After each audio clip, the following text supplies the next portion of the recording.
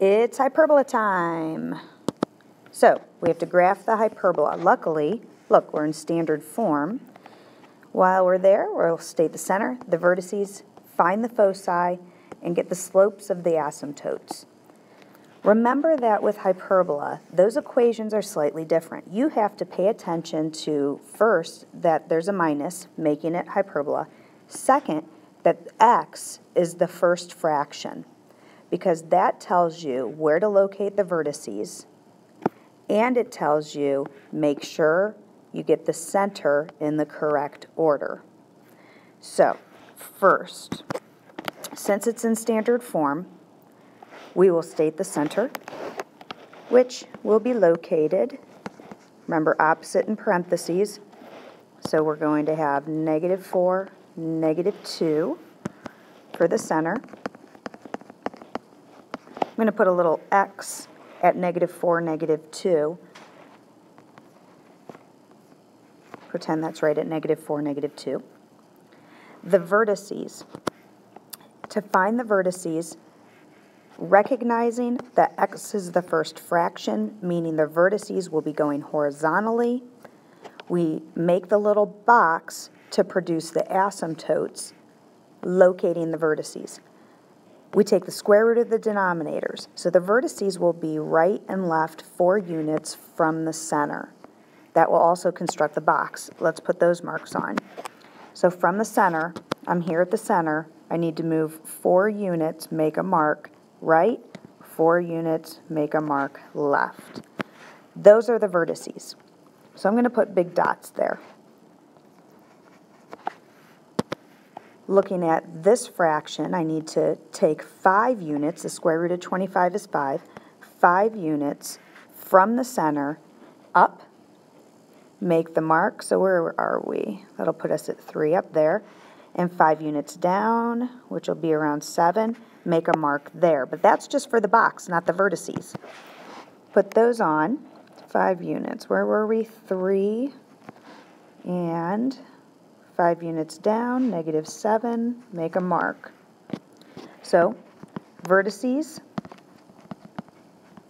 are at coordinate points 0, -2, and at -8, -2.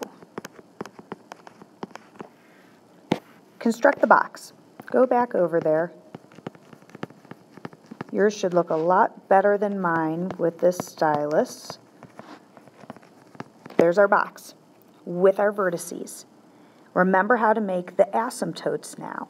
The asymptotes go from corner to corner with the box you made. That's why we make the box.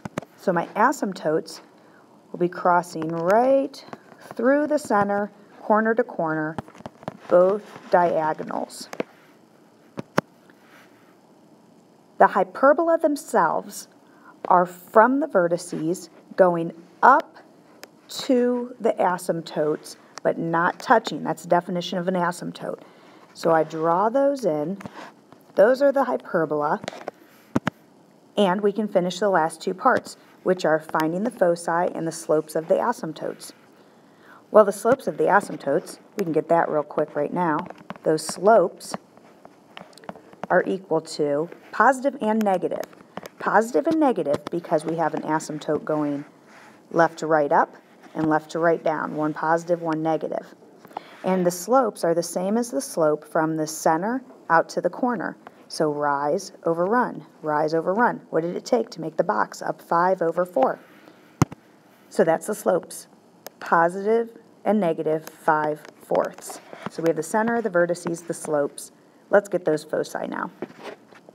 The foci formula, to remind you, are plus or minus the square root of the 2 denominators, your a squared, b squared. So 16 plus 25, a little different than the ellipse, which make plus or minus the square root of 41. Again, because x is first, that focal length is along the x from the center. So from the center, add and subtract square root of 41, which is approximately 6 and a little bit more. When you construct your foci then, your foci from the center will be 6 and a little bit more in both directions. You put those dots, 6 and a little bit more in both directions. Those are the foci. The foci are located, so you have to write them out just like you write the vertices and center. From the center in the x direction, plus or minus square root of 41. -4 plus or minus the square root of 41, comma, -2. Done.